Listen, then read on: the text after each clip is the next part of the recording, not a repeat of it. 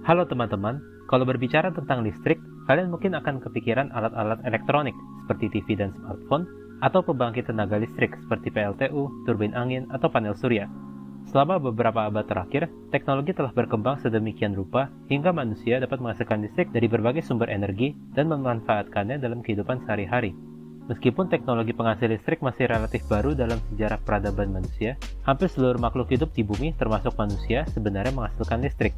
Beberapa jenis hewan bahkan memiliki cara unik dan khusus dalam menggunakan listrik untuk membantu mereka bertahan hidup. Terdapat sekitar 350 spesies hewan penghasil listrik yang tersebar di seluruh dunia. Namun, yang paling dikenal oleh kebanyakan orang dan yang pasti muncul pertama kali dalam benak kalian adalah belut listrik. Terlepas dari namanya, belut listrik sebenarnya bukanlah belut, melainkan sejenis ikan yang disebut knifefish. Terdapat 3 spesies belut listrik yang tersebar di Sungai Amazon dan anak-anak sungainya di benua Amerika Selatan. Kemampuan ini digunakan untuk melumpuhkan mangsanya dan melindungi dirinya dari predator. Untuk memaksimalkan sengatan listriknya, belut listrik akan mendekat dan menggosokkan langsung tubuhnya ke mangsa atau predator mereka.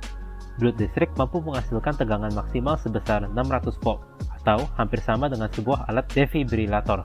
Meskipun tidak fatal, sengatannya ini cukup untuk melumpuhkan seorang manusia dewasa dan dapat menyebabkan korbannya tenggelam, bahkan di perairan dangkal. Kalian mungkin bertanya-tanya, bagaimana hewan ini mampu menghasilkan listrik? Jadi, belut listrik memiliki 3 organ penghasil listrik, atau yang disebut organ bioelektrik, yaitu organ utama, organ hunter, dan organ sah. Ketiganya terletak saling bertumpuk dan terjajar di sepanjang tubuhnya, mulai dari bagian belakang leher hingga ekor. Ketiga organ ini tersusun atas tumpukan-tumpukan sel penghasil listrik yang disebut elektrosit. Setumpuk elektrosit terdiri atas ratusan hingga ribuan sel yang tersusun seperti baterai pada senter. Tumpukan-tumpukan tersebut terhubung satu sama lain melalui serabut saraf yang terhubung langsung dengan otaknya. Apabila seekor belut listrik ingin menyengat lawannya, otaknya akan mengirimkan sinyal menuju sel-sel elektrosit tersebut. Dalam keadaan normal, sel elektrosit memiliki partikel bermuatan atau ion positif di bagian luarnya, dan ion negatif di dalamnya. Sinyal tersebut akan membuka saluran ion pada sel dan menyebabkan ion positif masuk ke dalam. Hal ini menyebabkan satu sisi sel memiliki ion negatif di luar dan ion positif di dalamnya, dan sebaliknya pada sisi lainnya. Perbedaan muatan pada kedua sisi sel menghasilkan percikan listrik pada masing-masing elektrosit, yang kemudian bergabung menjadi listrik bertegangan tinggi. Nah, kalian mungkin juga bertanya, bagaimana belut listrik tidak melukai dirinya sendiri saat mengeluarkan sengatan listrik? Hal ini sebenarnya masih menjadi sebuah misteri, namun para ilmuwan memiliki beberapa dugaan. Dugaan pertama, tegangan listrik yang dihasilkan meninggalkan tubuh mereka dengan sangat cepat sehingga tidak sempat menyengatnya. Dugaan kedua, organ bioelektrik mereka terletak berjauhan dari organ dalam lainnya, sehingga tidak terluka saat mengeluarkan sengatan listrik. Dan dugaan ketiga, bagian tubuhnya mungkin dilapisi oleh semacam protein yang berfungsi sebagai insulator atau penghambat arus listrik. Selain belut listrik, electric catfish atau lele listrik juga mampu menghasilkan listrik yang digunakannya untuk berburu dan melindungi dirinya. Hewan ini terdiri atas 21 spesies dari famili Malapteruridae, di mana yang paling besar adalah Malapterurus electricus, yang dapat tumbuh hingga sepanjang 1,2 meter. Ikan ini hidup di wilayah tropis Afrika Barat dan Tengah, serta di sekitar wilayah Sungai Nil. Organ bioelektrik dari lele listrik merupakan jaringan otot termodifikasi yang terletak di sepanjang tubuhnya. Lele listrik dapat menghasilkan tegangan maksimal sebesar 450 volt, yang meskipun tidak sebesar belut listrik, masih cukup berbahaya. Konon, ikan ini digunakan oleh bangsa Mesir kuno untuk mengobati penyakit artritis. Saat ini, lele listrik dimanfaatkan sebagai makanan di beberapa wilayah Afrika, serta sebagai ikan hias akuarium. Hewan lain yang juga dapat menghasilkan listrik bertegangan tinggi adalah pari listrik. Terdapat 69 spesies pari listrik yang tersebar di seluruh samudera dunia. Salah satunya adalah torpedo-torpedo. Yap, hewan inilah yang menginspirasi insinyur asal Amerika bernama Robert Fulton untuk menamai penemuannya sebagai rudal torpedo. Nama tersebut dipilih oleh beliau karena terdengar mengintimidasi.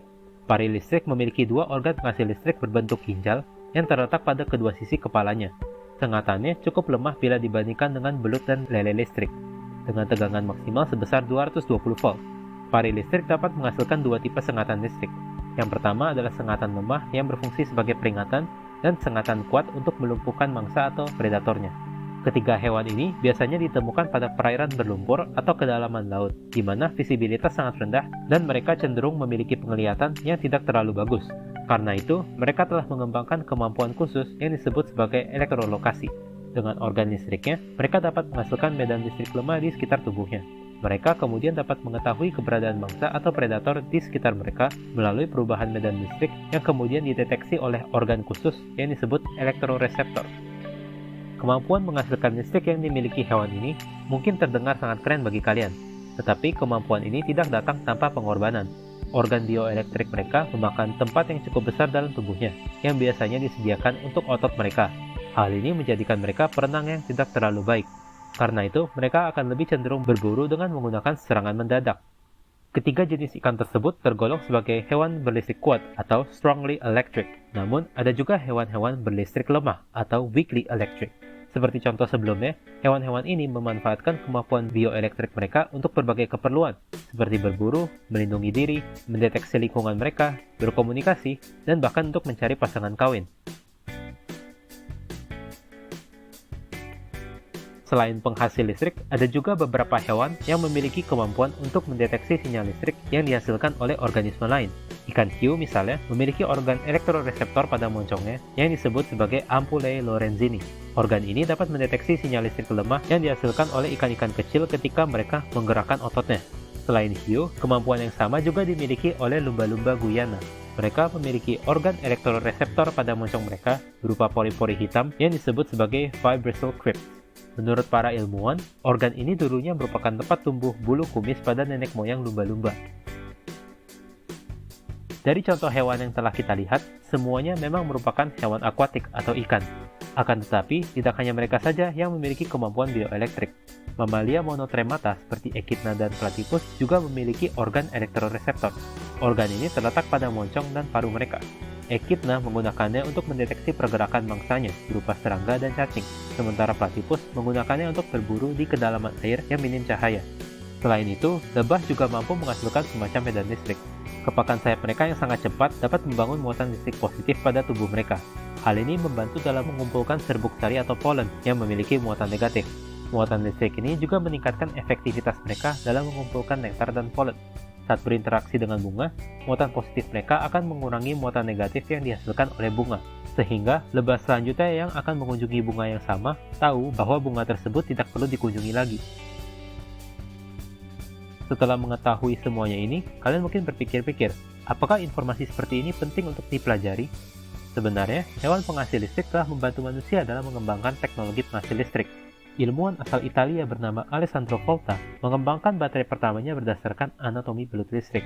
Penemuan ini merupakan cikal bakal dari baterai lithium yang saat ini kita pakai di perangkat elektronik seperti smartphone dan tablet. Saat ini, para ilmuwan juga sedang berusaha untuk mengembangkan alat-alat medis seperti implan yang dapat menghasilkan listriknya sendiri. Penemuan ini diharapkan dapat menggantikan peran baterai kimia yang dapat menimbulkan resiko keracunan. Dengan mempelajari hewan-hewan ini, para ilmuwan dapat memperdalam pengetahuan kita mengenai cara listrik dihasilkan di dalam tubuh dan menciptakan teknologi baru berdasarkan pengetahuan tersebut untuk kemajuan hidup manusia.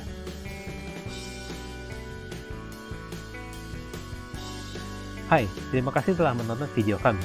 Kalau kalian menikmati video ini, jangan lupa untuk memberikan like dan subscribe ke channel kami. Dan terakhir, sampai jumpa di video selanjutnya.